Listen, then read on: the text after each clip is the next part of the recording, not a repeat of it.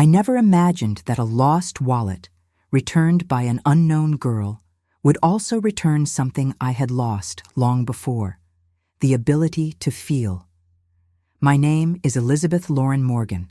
I am 55 years old, a widow, a millionaire, and completely alone. And this is the story of how one cold December night, an old coffee shop, and a 10-year-old girl named Hope shattered all the walls I spent decades building around my heart. But before we get to Hope, you need to understand who I was, who I became, because only then will you understand why that encounter wasn't just a coincidence. It was a miracle disguised as an accident. Before we begin, I need you to do something for me. Please subscribe to this channel now and leave your like, because what you're about to hear will stir something deep inside you. This isn't just another Christmas story. It's about the exact moment when the lives of a lonely woman and an invisible girl collide in a way neither of them ever expected, and you'll want to follow every second of this journey until the end. Imagine a mansion. Not just any mansion, but the kind that appears in architecture magazines, with perfectly symmetrical gardens, wrought iron gates, crystal chandeliers imported from Europe, and silence. A lot of silence. The kind of silence that echoes, the kind that weighs on you. I had lived in that house for 23 years, and never, not for a single day, did it feel like a home. It was a luxurious mausoleum where I kept my loneliness the way one keeps jewels locked in safes. Every morning, I woke up at 6. I drank my coffee alone on the veranda overlooking the garden where no child had ever played. I read financial newspapers, checked my investments, replied to emails from executives who respected me but never truly knew me. My routine was flawless. My life was flawless, and I was profoundly unhappy, although it took years for me to admit that out loud, even to myself. Have you ever felt like you're living someone else's life? That somehow you took a path and forgot to ask if it was really yours? I built a financial empire alongside my late husband, Richard. We were business partners before we were spouses, and maybe that was our mistake. We planned mergers, acquisitions, investment portfolios. We never planned children. We never planned family Christmases. We never planned to grow old with the sound of a child's laughter filling the empty hallways. There was always a more important meeting, always a deal that couldn't wait, always a contract that needed to be closed before we even thought about starting a family. And then suddenly, Richard had a heart attack at 52 during a conference in Boston. He collapsed in the middle of a presentation about sustainable growth. The irony didn't escape me. He spent his life building sustainable growth for companies, but forgot to build a sustainable life for himself. I became a widow at 51, and in the 4 years that followed, I learned that money buys comfort, security, and respect. But it doesn't buy true company. It doesn't buy the sound of someone calling you mom. It doesn't buy the feeling of being needed by someone in a way that truly matters. People greeted me with reverence. I was Elizabeth Lauren Morgan, Richard Morgan's widow, the woman who multiplied the family fortune after he passed, the elegant philanthropist who attended charity events wearing Chanel and smiling politely as she posed for photos she never kept. But no one knew me. No one knew that I cried alone on Richard's birthday, not because I missed him romantically, but because I missed the illusion that I wasn't completely alone in the world. And then December arrived. December was always hard for me. The Christmas lights, families walking together through decorated streets, children laughing in toy store windows. All of it was a cruel reminder of what I didn't have, of what I chose not to have, of what, at 55, I believed I would never have. On that particular afternoon, something strange happened. I was driving through the historic downtown area, a route I normally avoided because the streets were narrow and the traffic chaotic. But something pulled me there. A memory. Maybe. A longing for something I didn't even know still existed inside me. And then I saw it. The coffee shop, that old red brick cafe with the wooden sign hanging above the door. Murphy's Coffee House, since 1952. My heart skipped a beat. I hadn't passed by there in over 40 years, but I recognized it instantly. That was the place where my parents took me every Friday afternoon when I was 8, 9, 10 years old. My father ordered black coffee, my mother ordered milk tea, and I always ordered hot chocolate with marshmallows. I parked the car before I even consciously decided to stop. I got out as if in a trance. The bell above the door rang when I walked in, the exact same metallic, sweet sound I heard as a child. The smell of fresh coffee and cinnamon hit me like a wave. And for a moment, just a moment, I wasn't Elizabeth Lauren Morgan, the 55-year-old millionaire widow. I was Beth, the little girl with pigtails who held her father's hand and believed the world was a safe and good place. I sat at a table near the window, the same table where we used to sit. I ordered hot chocolate, and when it arrived, with marshmallows melting on the steaming surface, something inside me cracked. I remembered my mother's laughter, the way my father would run his hand over my hair and tell me I was the smartest girl in the world. I remembered how simple happiness used to be, how happiness had nothing to do with money or success or approval. And then I remembered the contrast, how, decades later, I was sitting in the same cafe alone, without parents, they were gone, without a husband, without children, without anyone waiting for me at home except the housekeeper who left promptly at 6. I had everything and I had nothing. Have you ever felt a loneliness so deep it hurts physically? Like there's a hole in the center of your chest that nothing can fill? I paid the bill quickly. I needed to leave before the tears started falling in public. I put on my blue wool coat, grabbed my purse, and hurried outside. It was almost dark. The Christmas lights were already on. Families walked by, laughing. I felt like a ghost watching a life I had never lived. I got into the car, turned on the heater, and took a deep breath.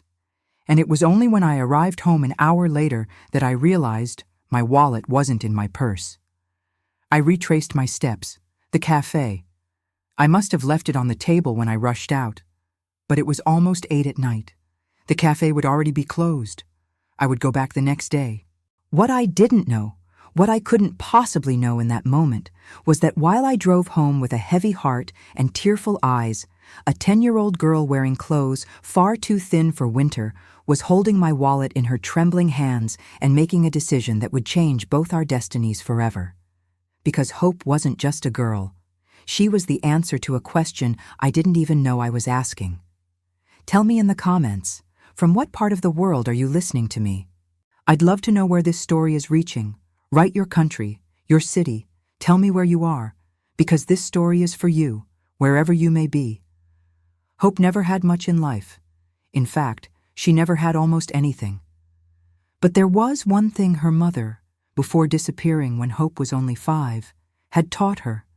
Don't take what isn't yours, even if you're hungry, even if you're cold, even if no one will ever know. And that's exactly why, when she saw that golden leather wallet lying under the cafe table, her first reaction wasn't to grab it and run. Her first reaction was to look around, searching for the owner. She had seen the elegant woman in the blue coat rushing out, her eyes red, her face tense. She had sensed something was wrong with that woman, something deep. Hope had a strange talent for that, seeing sadness in people even when they tried to hide it. She waited 5 minutes, 10, 15. The woman in the blue coat didn't come back. The cafe started to empty out. The owner began stacking chairs on the tables. Hope knew that if she didn't pick up the wallet now, someone else would, and maybe that someone wouldn't be honest. So she took it. With hands stiff from the cold and nails bitten down, she picked up that expensive, heavy wallet and felt the soft leather against her rough skin. She opened it slowly, afraid she was doing something terribly wrong, and she saw money, a lot of money, more money than she had seen in her entire life.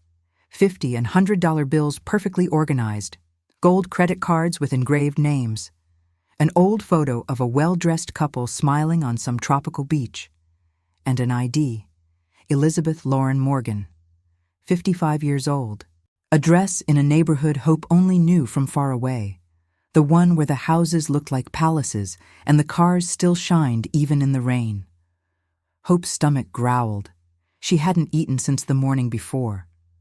A piece of stale bread someone had thrown away near the bakery. She looked at the money, looked at the dark street outside, looked at her trembling hands. Have you ever been so hungry that honesty starts to feel like a luxury you can't afford? Have you ever been so desperate that doing the right thing seems almost impossible? Hope closed her eyes, took a deep breath, and made a choice. She would take only one $5 bill, just one, enough to buy bread, not to steal, to survive. And she would return everything. Somehow, she would return it. But she needed to leave a note.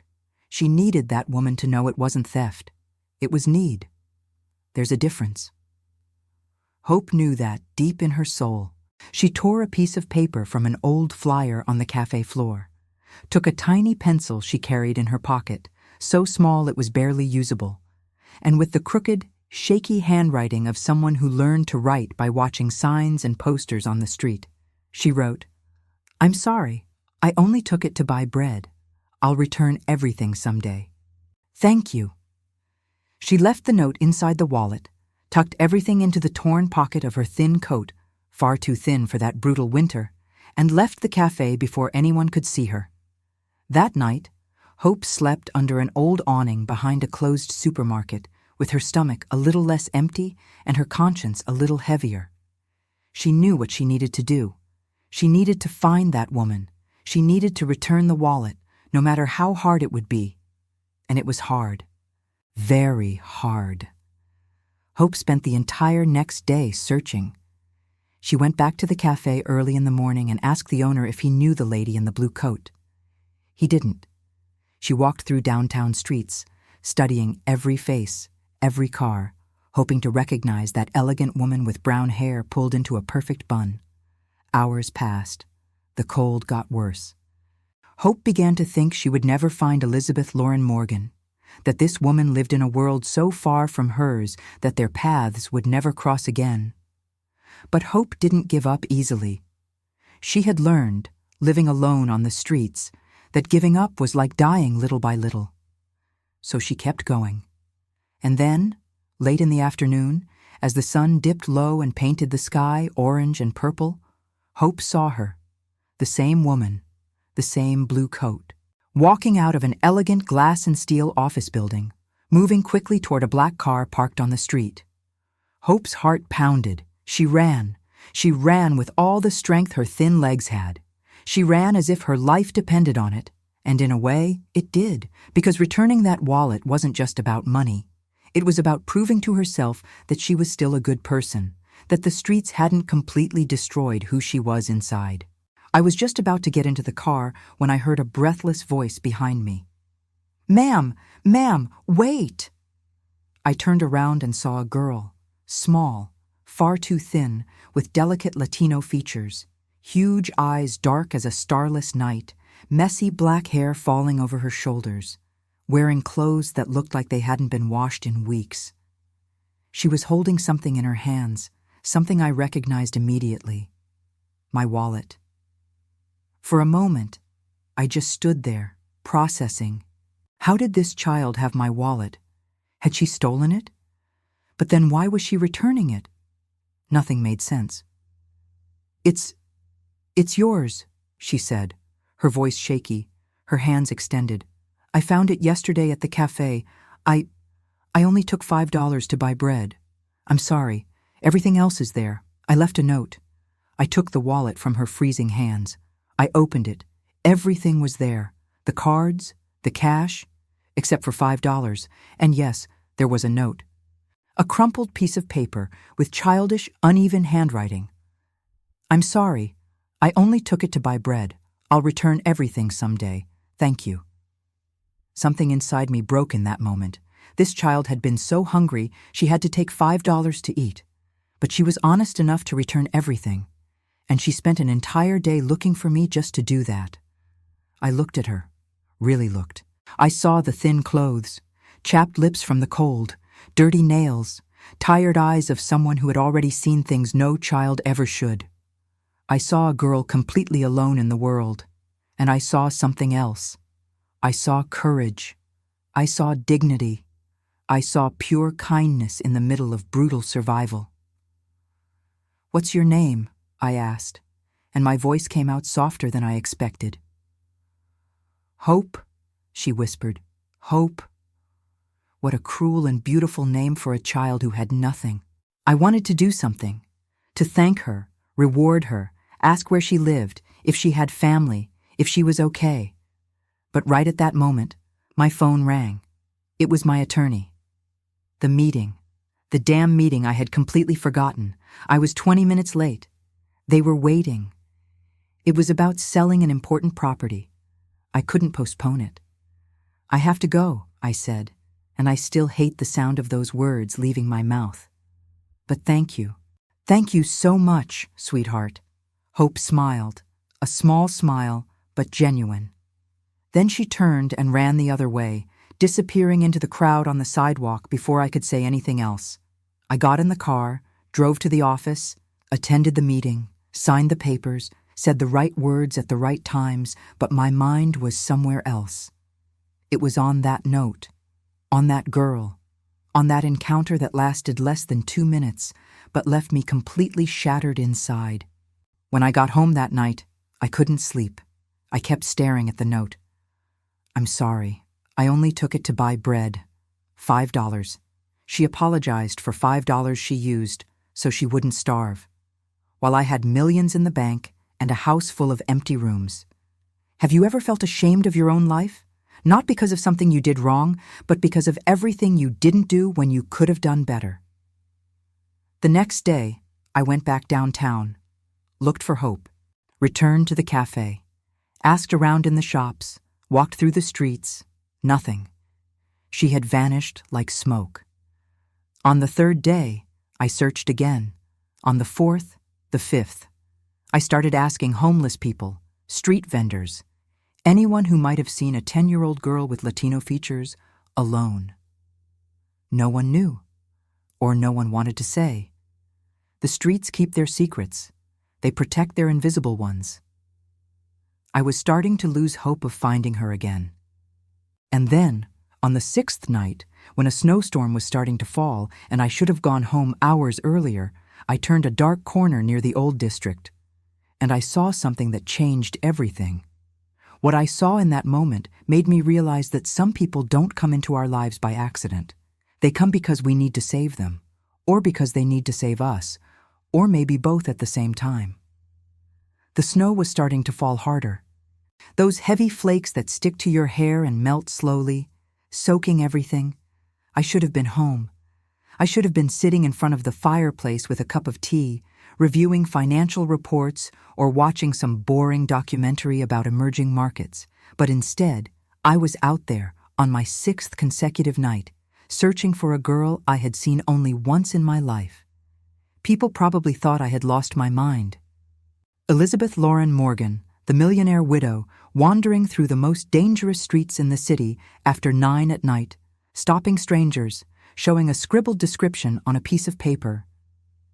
A girl, 10 years old, Latina features, black hair, dark eyes, worn-out clothes. Have you seen her? Most people looked away. Some said no. Others simply ignored me. I was stepping into a world that wasn't mine, asking questions no one wanted to answer. But something inside me couldn't stop. I couldn't go back to that empty mansion knowing Hope was out there somewhere, alone, hungry, cold, invisible to the world. I had turned the corner onto Fletcher Street, a narrow alley that smelled like wet garbage and despair, when I heard it. It wasn't a scream. It was worse. It was the sound of a child trying not to scream, a muffled, suffocated sound of pure terror. My body reacted before my mind processed it. I started running toward the sound, my expensive shoes slipping on the snow already beginning to pile up on the ground. And then I saw her, Hope. She was cornered against a brick wall, and a man, big, filthy, his breath strong enough for me to smell through the snow, was gripping her arm so tightly I saw the skin turn white under his thick fingers. In his other hand, a small brown paper bag. Bread. He had snatched her bread. "I told you to stay away from here, you useless brat!" he shouted, spitting the words with a rage that made no sense. A rage far too big. The rage of someone who hates his own life and takes it out on someone even weaker. "This is my territory. Everything you get here is mine." Hope tried to pull away, her eyes wide, her small body trembling not just from the cold, but from absolute fear. She wasn't crying. That was what broke me. She wasn't crying because she had already learned that crying solves nothing, that no one comes when you cry. "Let me go," she tried to shout, but her voice came out weak, cracked. Then he raised his free hand. He raised it to hit her. I didn't think. I didn't weigh the consequences. I didn't calculate the risks. For the first time in decades, I acted with something that wasn't logic or strategy or self-preservation. I acted with pure fury. "Take your hands off her right now." My voice came out as a roar I didn't know I was capable of. I ran and placed myself between him and Hope, pushing my 55-year-old body between a terrified child and a man twice my size. He looked at me, surprised, stumbling slightly. He was drunk. Of course he was. Red eyes, failing coordination, the sour smell of cheap alcohol. "Who the hell are you?" he growled, but already stepping back, confused by the sudden appearance of a well-dressed woman in a place where women like me never show up. "I'm someone who will not allow you to lay a finger on this child," I said, my voice steady even with my heart pounding so hard I thought it would explode. "Leave. Now." There was a moment suspended in time. He stared at me. I stared back. Hope was behind me, and I could feel her rapid breathing, her trembling body pressed against my back. In that second, I understood. I understood what it meant to be willing to die for someone. Because if that man came toward us, I wouldn't move. I would stay right there, between him and her, always. Something in my eyes must have told him that, because he spat on the ground, threw the bag of bread into the snow, and turned away, mumbling obscenities, disappearing into the darkness of the alley like the pathetic creature he was. Only when he was completely out of sight did I collapse. My knees buckled, my hands began trembling violently. The adrenaline that had kept me upright evaporated all at once, and I had to lean against the wall to keep from falling. But then I felt it. 2 small arms wrapping around me from behind. Hope, clinging to me, her face pressed against my back, finally crying. Deep, silent sobs that shook her whole body. I turned slowly and knelt down in the cold, dirty snow of that miserable alley. I knelt and held that child as if she were the most precious thing in the world. Because in that moment, she was... "It's okay," I whispered into her hair, feeling her warm tears soaking my neck. "It's okay now. I'm here. I shouldn't have returned it," she sobbed, her voice broken and childlike in a way that made me realize how she really was just a little girl. "I should have kept the money. Now I have nothing. I have nothing." Do you know what it's like to hear a 10-year-old say she regrets being honest? That she regrets doing the right thing because the right thing made her even more vulnerable? "No," I said firmly, pulling her back just enough to look into her eyes. "Don't say that. You did the right thing. You're the bravest person I've ever met, and I promise, you will never go through this alone again." She looked at me as if she didn't believe it, as if promises were things adults make and break every day. And she was right to doubt. But I would prove that I meant every word. I took off my coat. The same blue wool coat she had seen me wearing on that first day at the cafe. I wrapped it around her shoulders. It was huge on her, dragging on the ground, but it was warm and dry and smelled like expensive perfume instead of streets and fear. "Come on," I said, standing and extending my hand. "Let's get out of here." Hope hesitated. Where to? Home. I don't have a home. You do now. She looked at my outstretched hand, looked at my face, and slowly, very slowly, placed her small, frozen hand in mine. I helped her stand, and we walked together toward my car. On the way, she stumbled twice. She was exhausted, hungry, more drained than any child should ever be. When we reached the car, I had to open the door for her because her fingers were so cold she couldn't grip the handle. She climbed in slowly, staring at the leather interior as if it were an alien planet. She had probably never been in a car like that before. I turned the heat on full, grabbed a blanket I always kept in the back seat and wrapped it around her. "You're safe," I said, and only then realized I was crying too. "You're safe now, Hope." She didn't answer. She just curled up on the seat, pulling the blanket to her chin, and closed her eyes. Not from sleep, from emotional exhaustion, from relief, from finally being able to let her guard down. I drove home in silence. The snow was falling heavily now, covering the city with that white blanket that makes everything look cleaner than it really is. I checked the rearview mirror every few seconds, making sure she was still there, that she wasn't a dream, that I had truly found her, that I had truly saved her. But the truth I would only fully understand in the days that followed, was that I didn't yet know who had saved whom that night. When we reached the mansion, Hope woke as the car stopped. She looked out the window at the enormous, illuminated house, and her eyes widened. "You live here?" she asked, her voice hoarse. "Yes," I said, "and tonight you're going to live here too. At least for tonight, okay?" She didn't answer. She just kept staring at the house that must have seemed, to her, as distant as a castle in a fairy tale. I got out, walked around, and opened the door for her. She stepped out slowly, still wrapped in the blanket, still wearing my coat on top. We walked to the front door. I opened it. And Hope stepped into my home, bringing with her snow on her worn-out shoes, the smell of the streets in her hair, and something that house hadn't had in a long time. Life. What happened that night changed everything, but what neither of us knew was that the days ahead would change us even more. Because saving someone is easy. The hard part is learning how to love when you've forgotten how. The first thing Hope did when she stepped into my home was stop.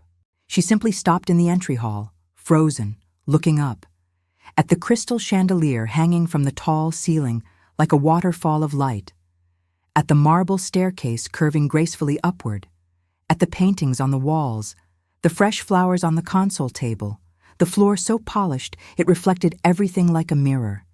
She didn't say anything, but I saw it in her eyes, fear, awe, and something that broke my heart, the absolute certainty that she didn't belong there. "Hope," I said softly, touching her shoulder. She flinched. "Are you hungry?" She nodded, her eyes still fixed on the chandelier, as if she was afraid that if she looked away, everything would disappear. I took her to the kitchen, that huge granite kitchen with top-of-the-line appliances that I rarely used because I always ate alone and without appetite. I sat her on one of the tall stools at the center island and began preparing something. My cooking skills were questionable at best, but I could manage the basics. I heated soup, toasted bread, made hot chocolate. When I placed the plate in front of her, Hope looked at the food as if it were something sacred. She picked up the spoon with hands still trembling, not from cold now, but from anticipation, and brought it to her mouth. She closed her eyes and began to eat. Have you ever seen someone eat as if every bite were a miracle? As if they didn't know when their next meal would be? It's one of the most painful things to witness. "Slow down," I gently told her. "You don't need to hurry. There's more. There will always be more." She stopped, looked at me, and for the first time since I found her in that alley, she smiled. A small, timid smile, but real. And in that smile, I saw what she could be. what she deserved to be. A child. Just a child smiling while drinking hot chocolate in a warm kitchen. After she ate, reality began to settle in. Hope needed a bath. She needed clean clothes. She needed to sleep in a real bed. But every step of that process revealed more and more of the world she had lived in. I took her to one of the guest bedrooms on the second floor. She climbed the stairs slowly, her hand sliding along the polished wooden banister, her eyes absorbing every detail. I opened the door to the room. It was a space I never used, decorated in soft cream and white tones, with a queen-size bed covered in a fluffy comforter, an armchair near the window, and a private bathroom. "You can sleep here tonight," I said. Hope entered as if she were stepping into a museum. She touched the bed with her fingertips, tested the softness, looked at me with an expression I couldn't decipher. "It's very pretty," she whispered. "I can sleep on the floor. I don't want to make anything dirty." My heart shattered a little more. I knelt in front of her again, turning it into a habit, bringing myself to her eye level. "Hope, you're not sleeping on the floor. This bed is yours. This room is yours, for as long as you need, and you won't dirty anything. You belong here as much as anyone else. Do you understand?" She didn't seem convinced, but she nodded anyway. I showed her the bathroom, taught her how to adjust the shower temperature, gave her soft, clean towels, found an old nightgown of mine that fit her like a dress, and I left her alone. I stayed outside the door, listening. I heard the water running. I heard silence. And then I heard something that made me slide down the wall until I was sitting on the hallway floor. I heard sobs. Hope was crying in the shower. Crying in a way she probably never allowed herself to cry on the streets, where showing vulnerability was dangerous. I wanted to go in. I wanted to hold her. But I knew she needed that moment. She needed to wash not just the dirt off her body, but maybe a bit of the pain from her soul. So I waited. I simply waited there in the hallway until the water stopped and silence returned. When she came out, her wet hair combed with her fingers, wearing that oversized nightgown, her bare feet on the wooden floor, she looked like a different child, lighter, younger, somehow. As if the years of survival had been temporarily washed away with the grime. "Better?" I asked, getting up from the floor. "Much better," she said, and her voice was clearer now, less hoarse. I walked her back to the bedroom, dried her hair with a blow-dryer, tucked her into bed, and pulled the covers up. She lay down with reverent care, as if she were afraid of breaking something. I covered her up to her chin. The feather comforter swallowed her, making her look even smaller than she already was. "Hope," I said, sitting at the edge of the bed, "I need you to tell me some things. Not now, if you don't want to, but eventually. Where are your parents? Is anyone looking for you? Anyone who cares about you?" She stayed quiet for a long moment. Then she spoke, looking at the ceiling instead of at me. "My mom left when I was 5. I don't remember much about her. I just remember she was sad, always sad. One day I woke up, and she wasn't there anymore. And your father? Never met him. My mom said he didn't want anything to do with me. Where did you live?" "In a small apartment. After my mom left, I stayed with a neighbor. But she drank a lot. She hit me when she was drunk, so I ran away. I was 6. 6 years old. She had been alone since 6. My God. And shelters? Did they ever try to place you in one?" "They tried. I went to 3 different ones. But bad things happened there. Older kids stole my food. There was a man who worked in one who looked at us in a strange way. I didn't feel safe, so I ran away. I always ran." She said all of that with a monotone, factual voice, like someone reporting the weather, as if horrors were simply facts of life. "How old are you now, Hope?" 10, I think. I'm not sure. I don't know when my birthday is." She didn't know her own birthday. Let that sink in. A 10-year-old child who didn't know the day she was born because no one ever considered it important enough to remember. And you survived alone all this time. Yes, you learn. You learn where to get food, where to sleep without getting hurt, how to stay invisible, how to read people to know who you can trust. It doesn't always work, but you learn. There are moments in life when you realize how protected you've been, how little you know about what really happens in the shadows of the city you live in. While I slept on Egyptian cotton sheets complaining about my cold coffee, this child was learning to survive things I couldn't even imagine. "I'm sorry," I said, my voice breaking. "I'm so sorry no one cared for you the way they should have." Hope looked at me then, truly looked. "You're caring now." I touched her face, that small, brave face. "Yes, I am. And I will keep caring for as long as you let me." She didn't answer. She just closed her eyes, and within minutes she was asleep, a deep, heavy sleep of pure exhaustion. I sat there, watching her chest rise and fall, making sure she was really asleep, really safe. I left the room and went downstairs like a sleepwalker. I sat in the living room, that huge room that always felt cold and formal, and I cried. I cried for a little girl who never had a childhood. I cried for myself, who had everything but chose not to have what truly mattered. I cried for that impossible meeting between two kinds of loneliness so different but equally destructive. In the days that followed, something strange began to happen. The house started to change, Hope started to change, and I started to change. Hope was naturally curious. She asked questions about everything: why that plant had that name, how the TV remote worked, why the books on the shelf were arranged by color. She touched things with reverent delicacy, as if everything were precious and fragile. But more than curious, she was funny. When she felt safe, when she let her guard down, she had a sharp and unexpected sense of humor. She made observations that caught me by surprise and made me laugh in a way I hadn't laughed in years.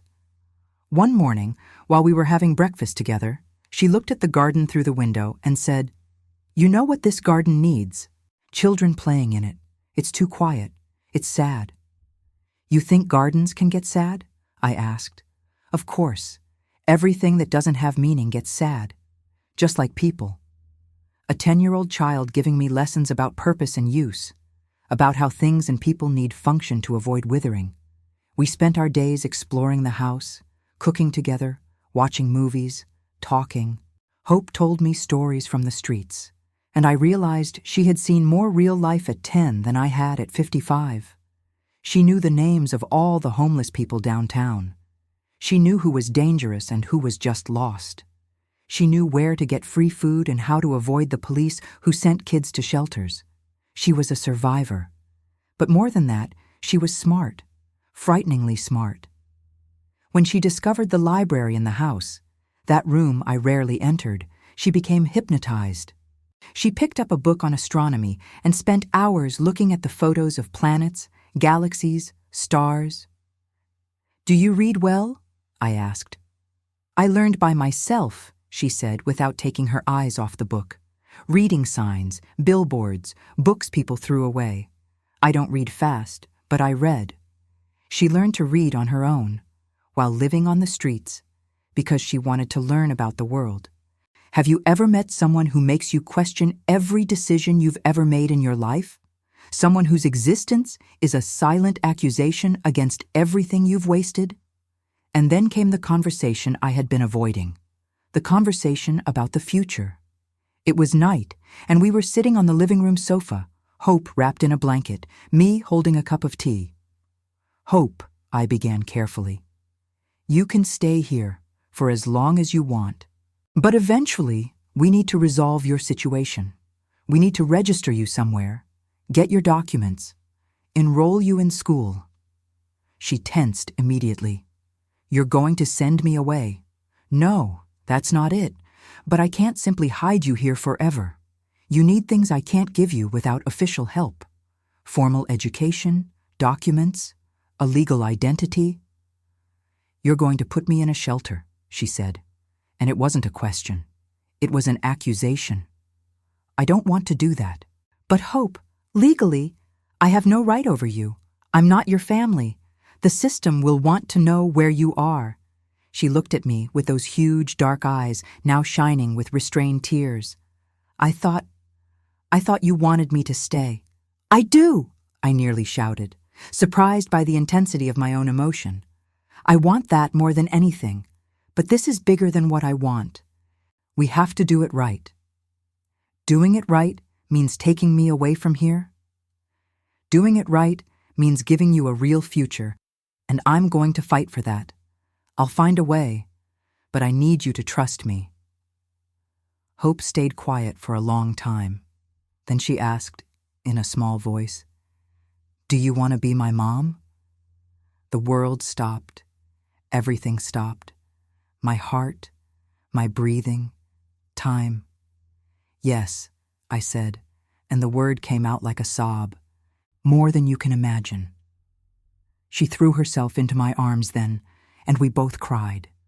We cried for the time lost, for the lives we didn't have, for the impossible and miraculous chance that destiny had placed before us. And as I held her, making silent promises never to let her go, I realized something fundamental. I had spent years believing my life was complete, that I didn't need children, that career and success were enough. But I was wrong, completely wrong. Because nothing I built had prepared me for this moment, for feeling that finally, I had a purpose that mattered more than money or status or recognition, caring for her, protecting her, loving her. That was what I was born to do. It just took me 55 years to discover it, and then the most magical time of the year arrived, Christmas. The season that always made me sad now shone with possibility, because for the first time in decades, I wouldn't be alone, and neither would Hope. What happened that Christmas changed everything, again, forever. Christmas was coming, and I had always hated Christmas. Those bright lights that only highlighted the darkness of my loneliness. Those cheerful songs that sounded like mockery. Those happy families on the streets that reminded me of what I lost far too early. But this year was different. This year, for the first time in decades, Christmas meant something. Hope had never celebrated a real Christmas. She told me that one morning as we watched the snow covering the garden through the window. She had seen Christmases. She had watched them from afar. She had seen other children opening presents through glowing windows while she stood outside on the street. But she had never been part of one. "Then let's do it right," I said, holding her hand. "Let's make a Christmas you will never forget." Her eyes lit up with something I was learning to recognize, hope, literally and figuratively. We started with the tree.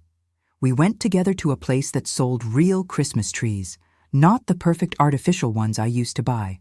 Hope chose one that was a little crooked, with a few uneven branches.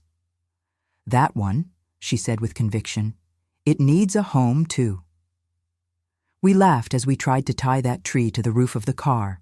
We laughed even more when we got home and tried to place it in the stand, spilling water all over the living room floor. My housekeeper, Ruth, whom I had asked to take an extended leave to give Hope privacy, would have had a heart attack if she had seen that mess. But I didn't care. For the first time in my life, mess felt like joy. We decorated the tree together. Hope held each ornament as if it were a sacred relic. Golden balls, red ribbons, porcelain angels that belonged to my grandmother. She touched everything with the kind of reverence that made me realize how much I had taken for granted my entire life. "Can I put the star on top?" she asked, holding the silver star that sparkled under the lights. I lifted her up. She was far too light, her bones still prominent.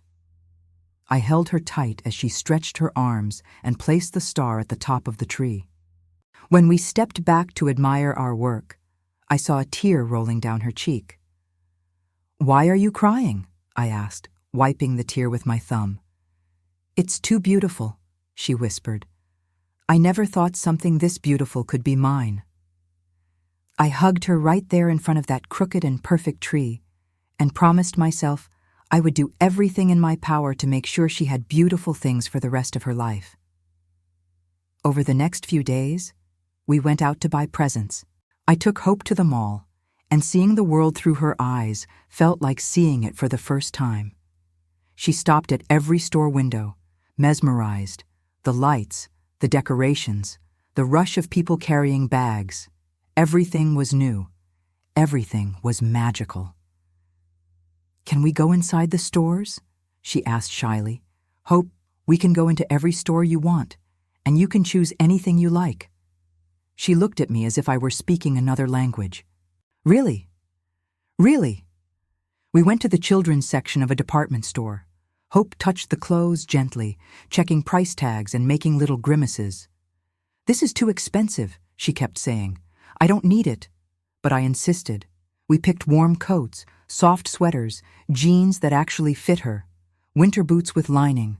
Hope tried everything on with touching seriousness, spinning in front of the mirror as if she didn't recognize the girl staring back at her. A girl with new clothes, a girl who looked like she belonged. At the bookstore, she completely lost her composure. She froze in the middle of the aisles, eyes wide, mouth slightly open. "All these books," she whispered. "There are so many." "Choose the ones you want, as many as you want." She chose 7. 7 books she held against her chest like treasures, asking me every 2 minutes if I was sure, if it wasn't too much, if I wouldn't regret it. I didn't have the heart to tell her that all those books together cost less than what I used to spend on a single dinner alone at an upscale restaurant. But the most important moment didn't happen inside a store. It happened as we walked back to the car, our hands full of bags. Hope suddenly stopped in the middle of the street and looked at me with a serious expression. "Elizabeth," she said, using my name for the first time since she'd moved in with me. She usually just said "you" or said nothing at all. "Can I buy you a present?" My heart tightened. "Hope, you don't have to. Please, I want to. You gave me everything. I want to give you something too." "How do you say no to that?" "All right, but nothing expensive. Deal." She nodded, and we went into a small variety store. Hope disappeared between the aisles, telling me not to look. I heard her asking the clerk about prices, negotiating with the few dollars she had saved from her allowance. Yes, I had started giving her an allowance, $50 a week. She saved every penny like it was gold. When she came out, she carried a small bag and a huge smile. "You can't look until Christmas," she said, hugging the bag against her chest. The days leading up to Christmas passed in a blur of preparations. I tried to teach Hope how to cook. It was disastrous and hilarious. We burned the first batch of cookies. The second batch turned out so hard we nearly broke a tooth. But the third batch was perfect, and Hope ate 3 at once, licking sugar from her fingers and laughing. We watched Christmas movies wrapped in blankets on the couch. Hope commented on everything, asking questions, laughing at the funny parts, shrinking back during the sad ones. I discovered she was deeply emotional when she felt safe enough to be. She cried over silly commercials, laughed until she couldn't breathe at simple jokes. And during all that time, I was doing something in secret. I was talking to lawyers, starting legal proceedings, climbing bureaucratic mountains to make Hope legally mine. It wouldn't be easy. It wouldn't be fast. But I had resources, determination, and something I had never had before, a reason that mattered more than anything. Finally, Christmas Eve arrived. The house was decorated, the tree glowed, and snow fell softly outside. I prepared a simple dinner: turkey, mashed potatoes, roasted vegetables. Nothing fancy, but made with love. Hope helped, stirring pots, tasting seasonings, making funny faces whenever something was too hot. We sat together at the dining table, that enormous table that had always felt too empty, and for the first time, it felt just right. "This is the best dinner I've ever had in my life," she said. "Really, because technically we burned half the vegetables." "It doesn't matter. It's perfect because we're together. Have you ever felt your heart expand so much that it physically hurts? That's what love does. It expands you in ways that are both painful and wonderful. After dinner, we went to the living room. The tree glowed, reflecting light on our faces. Hope was visibly nervous, shifting from one foot to the other. "Can we open presents now?" she asked. "Of course, you first." She ran to the tree and came back with the small bag she had bought weeks earlier and hidden. She handed it to me with trembling hands. "It's not much, but I wanted you to have it." I opened the bag slowly. Inside was a simple lightwood picture frame, and inside the frame, a drawing. A drawing made with colored pencils on regular paper. But what the drawing showed made me fall apart completely. It was me and Hope, holding hands, in front of a Christmas tree. She had drawn the house in the background, the snow falling, stars in the sky, and in the bottom corner, in her crooked, childlike handwriting, were the words, "Thank you for seeing me. Thank you for wanting me. Thank you for being my family. Love, Hope." I couldn't hold it in. I broke down into sobs. Tears I didn't even know I still had came pouring out in uncontrollable waves. Hope panicked, thinking she had done something wrong. But I pulled her into a tight hug and explained through the tears that they were happy tears. The first genuinely happy tears I had cried in decades. "It's the most beautiful gift I've ever received," I managed to say. "The most important, the truest. Really. More than all the expensive things you've gotten. Really. Because none of those expensive things came with real love. But this," I pointed at the drawing, "this came from your heart, and there's no price for that." Then it was my turn. I went to the tree and picked up several gifts, books, clothes, toys. Hope opened each one with reverent care, folding the wrapping paper instead of tearing it, exclaiming over each item as if it were a national treasure. But there was one last gift, small, wrapped in golden paper. I handed it to her last. Hope opened it slowly. It was a velvet box.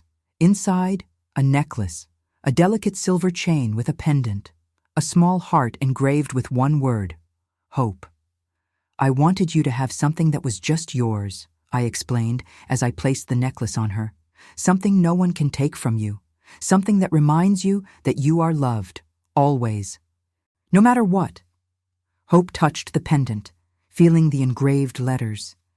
She started crying again, but this time they were silent sobs, the kind that rise from the deepest places of the soul. Then she hugged me.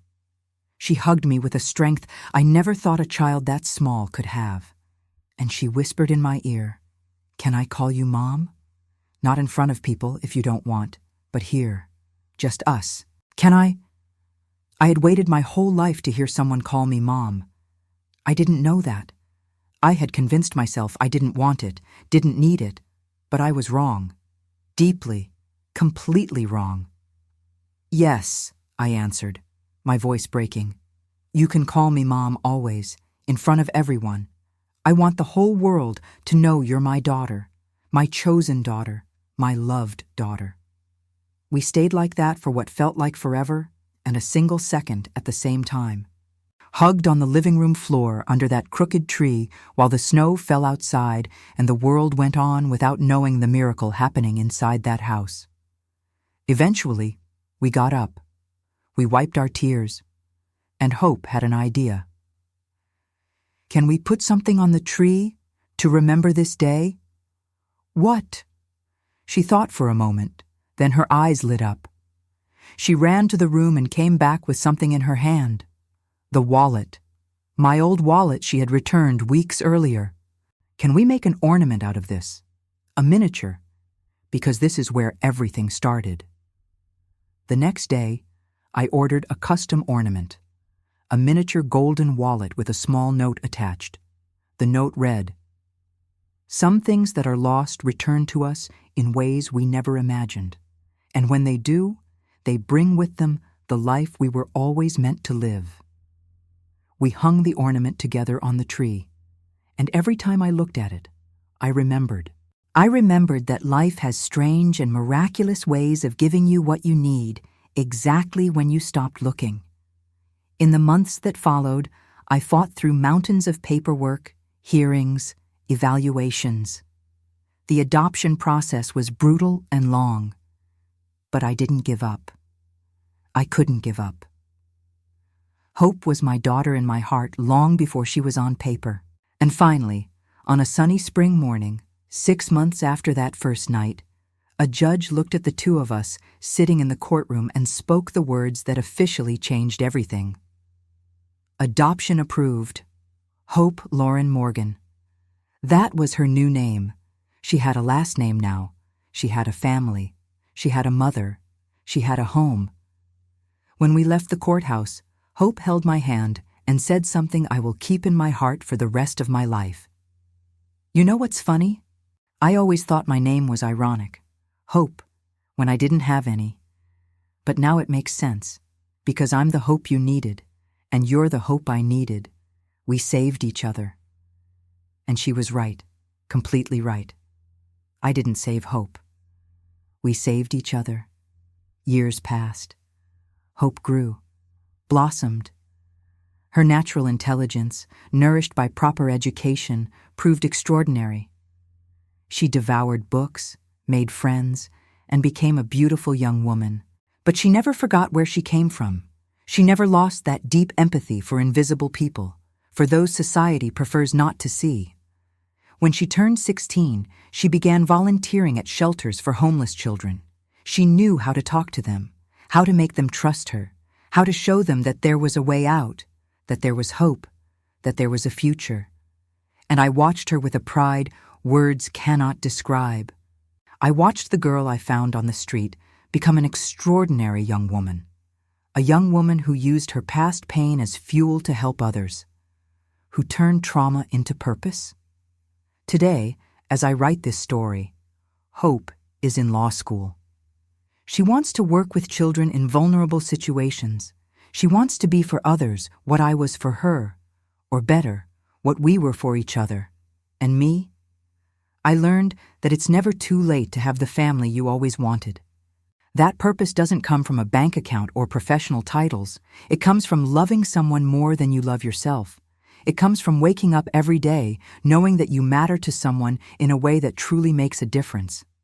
That mansion that used to be so silent is now full of life, full of laughter, conversations, silly arguments about what to watch on TV, about who's going to do the dishes, about plans for the future, full of everything a home should be.